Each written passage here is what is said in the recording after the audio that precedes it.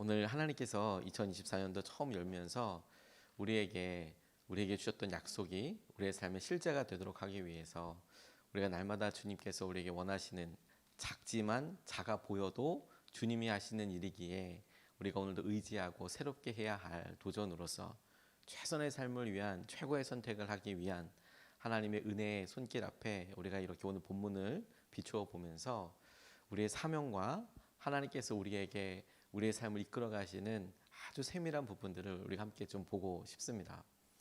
출애굽 여정 가운데 하나님께서 모세에게 여러 말씀들을 주시고 그 말씀 가운데 많은 부분을 차지하는 것이 오늘 우리가 읽었던 것처럼 성막과 혹은 예배드리는 것과 이런 여러 율례들과 이런 말씀들을 엄청 많이 말씀해 주셨습니다. 특별히 출애굽기와 레위기 말씀을 보면 그와 같은 일들이 거의 빼곡하게 책 전부라고 이야기해도 될 만큼 굉장히 많은 양을 차지하고 있습니다.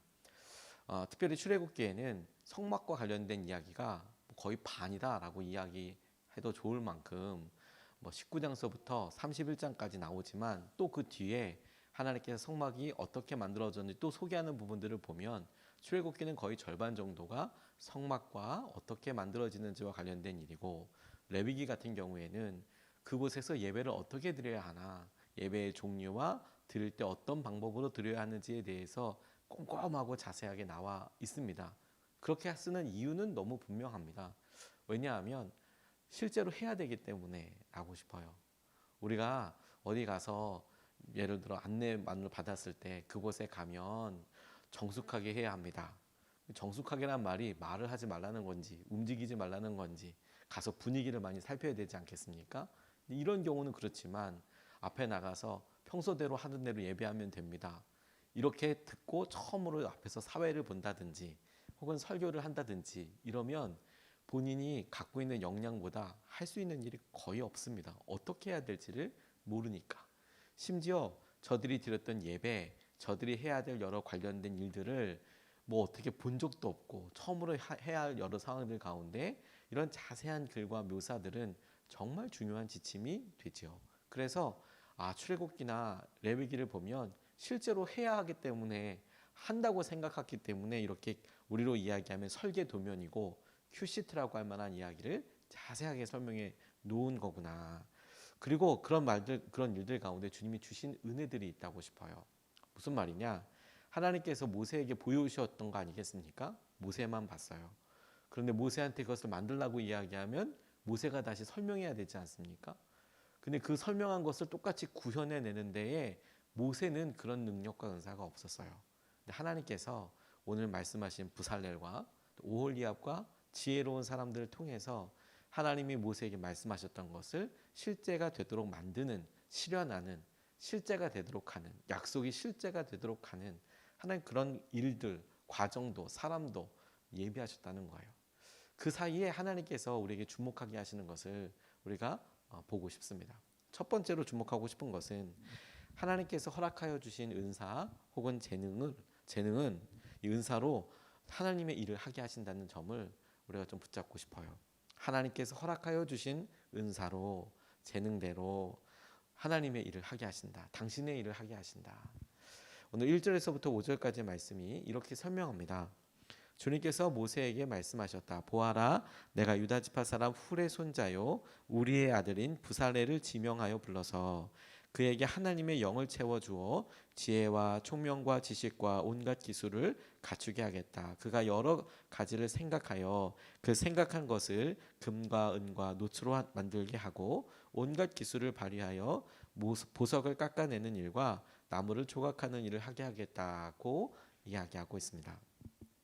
광야를 유리하고 방황하는 데 있어서 지금 묘사되고 있는 이 일, 다시 말해서 나무를 깎아내고 보석을 깎아내는 일과 같은 일은 직접적인 생계와 필요가 없는, 관련이 없는 그런 일들 중에 한 가지입니다. 광야를 나왔고 그리고 언제 저들이 들어갈지도 모르는 상황에서 그들이 하고 있는 일들, 당연히 1차적인 것들, 밥을 만들고 수리하는 정도나 텐트를 치는 정도나 실제로 필요한 일들은 그런 일들이 많았을 텐데 정작 부살날이 했던 것처럼 보석을 가공하거나 이런 큰 어떤 걸 만들거나 이런 일들은 어떻게 보면 출애굽해서 가나안 땅으로 들어가기 전까지 이런 게 필요할까? 이런 일이 있다 싶을 정도로 그런 필요였을 거라는 생각이 듭니다. 근데 하나님께서 성막을 만들 것에 대해서 이야기하시면서 그 일을 실제로 이룰 수 있는 사람으로 부살레를 지명하셨어요. 지혜 있는 한 사람을 선택하여서 그가 그 일을 할 수 있도록 하겠다. 그리고 그에게 하나님의 영을 채워 주시겠다고 말씀하시고 온갖 지혜와 기술도 허락하여 주셨다라고 말씀하고 계시는 겁니다. 하나님께서 부살렐에게 주신 특별한 지혜와 특별한 마음에 대해서 하나님의 영에 대해서 주목하고 싶어요. 하나님이 그에게 그 일을 할 수 있도록 재능도 주셨지만 중요한 것은 그가 그렇게 선택되어 그 일을 수행하는 데 있어서 하나님이 더하여 주시고 하나님께서 온전히 그 일을 완성할 수 있도록 끊임없이 하나님의 영과 지혜와 사람들을 만나게 하여 주시는 점이 중요한 마음이라고 싶어요. 우리는 내게 있는 은사와 재능으로 내가 이것을 쓰임 받는다라는 점에 그렇지 하나님께서 내게 있는 것을 쓰시지 이렇게만 생각을 하지만 하나님께서 그런 은사를 쓰시면서 그 일이 더 풍성해지고 하나님의 계획대로 되기 위해서 하나님이 은사를 더하여 주시고 하나님의 영을 더하여 주시고 하나님께서 재능과 사람들을 더하여 주시는 부분에 대해서는 잘 주목하지 못하는 것 같습니다. 우리가 다른 사람들보다도 조금이라도 나은 것이 있다면 하나님께서 우리에게 주신 여러 은혜들 중에서 우리가 할 수 있는 일이 있다면 그 일을 통하여서 하나님을 영화롭게 할 뿐만 아니라 그 일을 하는 것으로 인하여서 하나님이 우리에게 끊임없이 당신의 영을 부어주시고 주님께서 그 일로 맞게 하시고 알게 하시고 깨닫게 하시고 성숙하게 하시고 성장하게 하시는 것을 은혜로 우리가 보게 되고 누리게 하실 수 있다고 싶어요. 제가 한번 일본에 있는 교회를 방문해서 후쿠시마 발전소 지나서 왜 그 토호쿠 대지진이 있었을 때 복구 작업을 하러 간 적이 있었습니다. 근데 그럴 때 저희를 함께 같이 동력을 했던 어떤 집사님 한 분을 만났는데 그분의 간증을 듣고 정말 많이 놀랐어요. 일본이라는 나라가 여러 기독교 역사는 오래됐지만 함께 예배할 수 있는 공간이 없습니다. 무슨 말이냐면 오래된 교회가 간간이 있지만 문화 자체가 이렇게 크고 뭐 이런 행사들을 하지 않다 보니 우리나라만 해도 무슨 뭐 수도원, 뭐 기도원, 수양관 이런 데가 있어서 여름 수련회도 가고 집회도 하고 그러지 않습니까? 그런 게 거의 전무예요. 그러니까 교회가 있는데 연합 행사가 한다든지 그런 일이 없고 특별히 큰 규모의 행사를 하는 경우는 거의 없습니다. 그런데 코스타라고 유학생들을 위한 집회를 일본에서 매년마다 하게 되는데 이 딜레마 같은 게 있는 거예요. 청년들이 많이 모이면 너무 감사하고 좋은 일이지만 많이 모이기 때문에 갈 수 있는 공간이 없는 거예요. 호텔을 통째로 다 빌린다고 해도 그렇게 많은 몇백 명이 들어갈 수 있는 공간이 아예 없는 거예요. 그런 기반 시설이 아예 없는 거예요. 일본 사람들이 이렇게 모여서 수련회나 이런 걸 할 수 있는 뭐 단체들이 없으니까 호텔들이 큰 호텔들이 있다고 하더라도 이건 뭐 인터컨티넨탈 호텔처럼 말도 안 되게 비싸거나 진짜 어마어마 크거나 이런 데가 있다 보니 청년들이 모여서 집회를 하거나 말씀을 들을 수 있는 공간이 없는 거예요. 어떻게 할게요, 이분들이? 스키장 하나를 빌려서 스키장 그 슬로프 있지 않습니까? 여름에 아무 데도 쓸 데가 없어요. 스키장은 그 슬로프에다가 텐트를 친 거예요.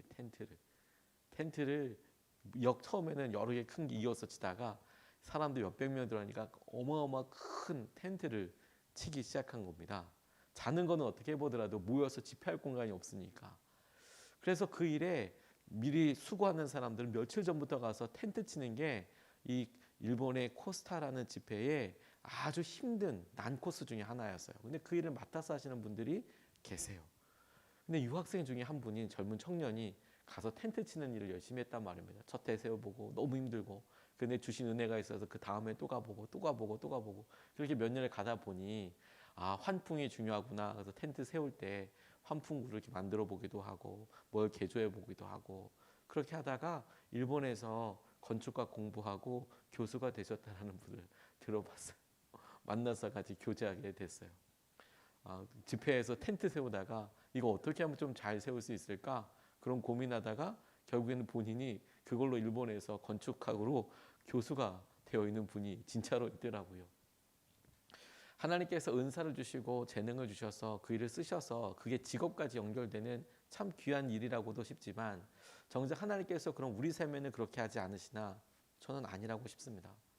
우리가 다른 사람들보다 우리가 직장으로서 구분되고 할 수 있는 재능으로 이렇게 해서 다른 사람의 필요에만 집중할 게 아니라 우리가 매번마다 매주마다 할 수 있는 여러 일들을 통해 하나님은 우리의 성품과 우리의 교제권과 우리가 사람들과 관계 맺는 것과 하나님의 우리의 연약함과 하나님께서 우리에게 필요한 것들을 끊임없이 성숙하고 성장하고 그 일로 인하여서 하나님의 지혜와 은혜를 구하고 경험하도록 이끌어가고 계시는 거예요. 여러분, 우리가 하나님께서 우리가 하고 있는 여러 일들 통해서 무슨 일을 하게 하실지 모르지 않습니까? 2024년도를 보면서 하나님 우리를 부살렐처럼 쓰신다고 하실 때 저는 부살렐이 처음에 그런 일을 하게 했을 때 이런 일이 뭐가 필요가 있어? 지금 우리가 광야를 가고 있고 약속의 땅으로 가고 있는데 그가 여기다 건물을 지어놓을 것도 아니고 이게 무슨 일이 필요 있어? 이건 아무 쓸모도 없잖아. 어느 날 하나님께서 그를 선택하시고 광야길을 가면서까지도 하나님께서 이스라엘 백성들은 상상도 못할 성막을 짓도록 하시고 그 성막에 필요한 재물들을 쓰셔서 그의 필요와 그의 삶을 바꾸시고 그의 삶을 이끌어 가시는 것처럼 우리에게 하나님 허락하시는 귀한 은사와 사명으로 하나님이 지어가시는 성막과 하나님의 계획에 쓰임받을 수 있으면 좋겠습니다.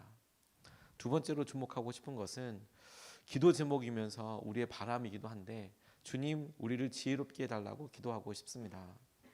오늘 6절에서 11절까지 말씀에 하나님이 동력하게 하시는 사람들을 중심으로 해서 보면 이렇게 나와 있습니다. 분명히 나는 단지파 사람 아히사막의 아들 오홀리압과 부살렐과 함께 일하게 하겠다. 그리고 기술 있는 모든 사람에게 지혜를 더하여 그들이 내가 너에게 명한 모든 것을 만들게 하겠다. 회막과 증거계와 그 위를 덮을 속죄판과 회막에 달린 모든 기구와 상과 거기에 달린 기구와 순금 등잔대와 거기에 달린 모든 기구와 분향단과 번제단과 거기에 달린 모든 기구와 물두멍과 그 받침과 제사장 일을 할 때에 입는 잘 짠 옷 곧 제사장 아론의 거룩한 옷과 그 아들들의 옷과 성별하는 기름과 성소에서 쓸 향기로운 향을 그들이 내가 너에게 명한 대로 만들 것이다 하고 이야기하고 있습니다. 이렇게 언급되어 있는 말씀들, 이 내용물은 그들이 여태껏 한 번도 보지 못했던 일들이고 것들이고 한 번도 만들어 본 적이 없었던 것들입니다. 하나님께서 이스라엘 백성들에게 성막과 하나님과의 예배의 장소를 주시기 위하여 모세를 통하여 주셨던 하나님의 환상, 하나님의 비전을 보고 그것을 실현하고 구현할 수 있는 사람들을 보내주겠다. 그게 실제가 되게 하겠다라고 말씀하여 주시는 건데 이 출애굽기에 여기 언급되어 있는 내용들이 구체적으로 어떤 모습이고 어떻게 지어진다라는 것을 자세하게 또 설명을 해 놓으셨어요. 하지만 이것을 만들 사람에 대해서 주목을 해보니 이렇게 나와 있더라고요. 부살렐이라고 하나님께서 주신 특별한 지혜와 재능과 은사를 가진 사람들 혼자서 그 사람이 만드는 게 아니라 오홀리압이라는 사람을 보내주셔서 그 일을 같이 하게 해주신다. 아 그렇구나. 그런데 이 오홀리압과 함께 여러 사람들을 보내주신다라고 이야기할 때 이 설명할 때 지혜를 주시겠다라고 말씀하고 계시는 거예요. 근데 이 지혜가 히브리어로 조금 특별합니다. 뭐냐? 이 지혜라는 것을 하캄이라는 히브리어 단어를 쓰는데 이 하캄이라는 단어는 지혜로운, 숙련된, 경험이 많은 이란 뜻이에요. 지혜로운, 숙련된, 경험이 많은. 하나님께서 지혜로운 사람, 지혜를 더하여 그와 함께하는 사람들에게 하나님께서 말씀하셨던 그 일을 완성하도록 하신다라고 이야기할 때 이 하캄은 부살렐처럼 재능과 은사가 충만한 사람과는 조금 다르게 그 일을 반복하고 열심히 해서 숙련된 사람, 그 일을 하다 보니 잘하게 되는 사람, 그 일을 이야기하는 것이라고 구분해서 알 수 있다고 싶습니다. 어떤 일을 반복해서 잘하게 되는 사람들이 있지요. 어떤 일을 반복했더니 그 일을 다른 사람들보다 더 훌륭하게 해 나갈 사람들이 분명히 있지 않습니까? 그런데 하나님께서 부살렐처럼 어떤 일을 선택해서 그 일을 하게 할 사람들뿐만 아니라 하나님의 성소와 성막을 짓는 데 있어서 그 지혜, 하나님께서 특별히 쓰시는 탁월한 사람들뿐만 아니라 하나님이 부르셔서 함께 동력하게 하시고 그 일을 반복적으로 해 나가는 것을 통해 그 사람을 지혜로운 사람으로 만들어 가시는 것이죠. 저는 이게 너무 중요한 일이라고 싶습니다. 하나님이 우리를 쓰실 때, 하나님이 우리를 보실 때, 보게 하실 때 반복과 성실함의 은혜를 놓치지 않았으면 좋겠습니다. 여러분, 우리의 삶에서, 여러분들의 삶에서 하나님이 내게 주신 은사, 사명이 청소년들, 청년들에게만 해당되는 질문과 고민거리와 기도 제목이 아니라고 싶어요. 정작 여러분, 우리가 부모가 되어 있고 오랫동안 믿음 생활을 해왔지만 하나님 우리에게 어떤 은사를 주셨을까?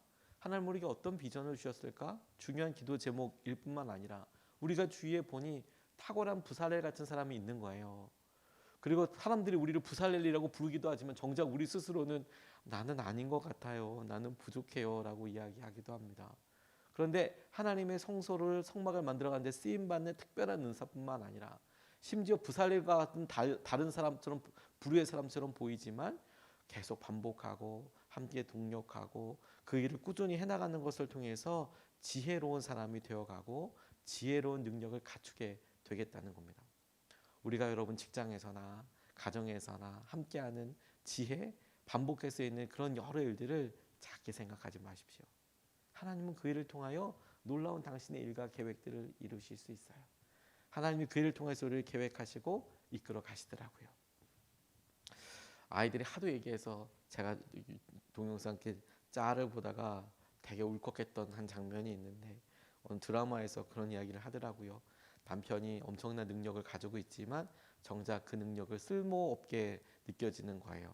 이 사람은 상처도 별로 받지 않고 그런 육체를 가졌는데 정작 머리는 별로 좋지가 않아서 갑자기 행정적인 일을 하고 그리고 여러 주위 사람들과 일을 하려니까 너무 힘든 거예요. 그러니까 자기가 어떤 일을 할 때 사람들보다 몇십 배가 더 걸리고 하니까 정말 쓸모없는 사람처럼 느껴지고 내가 뭘 해야 될지 모르고 그런 것들 때문에 너무 괴로워하다가 퇴사 생각을 하고 싶을 만큼 못하겠다. 그런 생각을 항상 고민하고 있는데 어느 날 그런 고민과 상황들을 아내랑 이렇게 얘기하다가 푸쑥 이야기해요. 내가 정말 쓸모없는 사람이 된 것 같다고. 예전에는 그가 갖고 있는 어떤 초능력과 같은 것으로 내가 막 힘있게 일도 하고 그랬는데 이제 똑같이 사무실에서 넥타이 메고 앉아서 하려고 하니까 너무 힘들더라. 근데 그 이야기를 하니까 아내가 불쑥 이런 말을 하는 거예요. 당신이 나의 쓸모고 내가 당신의 쓸모다.